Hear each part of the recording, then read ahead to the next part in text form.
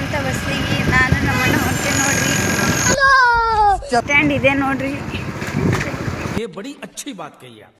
So guys, ಇದು ನೋಡ್ರಿ Managuli bus stand ಹೆಂಗೈತೆ ಅಂತ. ನಮ್ಮೂರು ಬಸ್ ಸ್ಟ್ಯಾಂಡ್ ನೈಟ್ 8 ಆಯ್ತಂದ್ರೆ ಯಾರೂ ಇರೋದಿಲ್ಲ ನೋಡ್ರಿ. ಈವನ್ ಬಸ್ ಸ್ಟ್ಯಾಂಡ್ ಕ್ಯಾಂಟೀನ್ ಕೂಡ ಕ್ಲೋಸ್ ಆಗಿರುತ್ತೆ.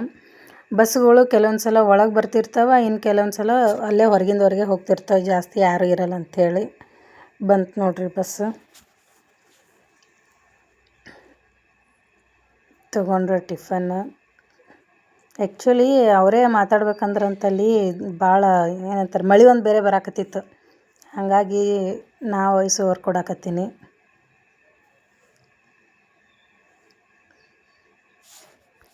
ಸೊ ತೊಗೊಂಡು ಬರತ್ತಾರ ನೋಡ್ರಿ. ಗೊತ್ತಾಗ್ಬಿಟ್ಟದ್ರಿ ಅದರ ಫೋನ್ಯಾಗ ಮಾತಾಡಕತ್ತಾಳ್ರಿ. ಅವ್ರ ಮಮ್ಮಿ ಹಚ್ಚಾರ್ರಿ ನೋಡಿಲ್ರಿ.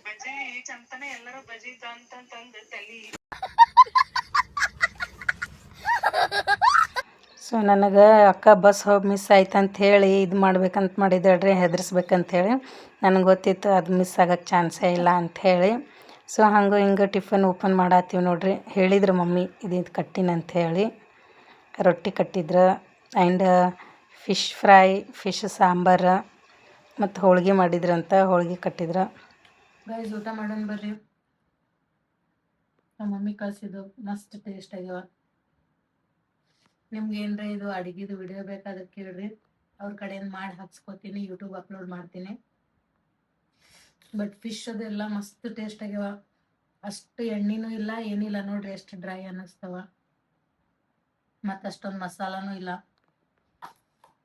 ಭಾಳ ಟೇಸ್ಟ್ ಆಗ್ಯಾವ. ಆ್ಯಕ್ಚುಲಿ ಇದು ಮಾಡಿದ್ದು ನಮ್ಮ ಅಕ್ಕ. ಈ ಅಕ್ಕ ಅಲ್ಲೇ ಊರಾಗದಾಳ. ಟೇಸ್ಟ್ ಭಾಳ ಚಂದಾಗಿತ್ತು. ಫಿಶ್ ತಿನ್ನಕ್ಕೆ ಏನಿಲ್ರಿ, ಅವು ಮುಳ್ಳು ತೆಗೆದೇ ಭಾಳ ಬೇಸರ ಆಗ್ಬಿಡ್ತಾವ.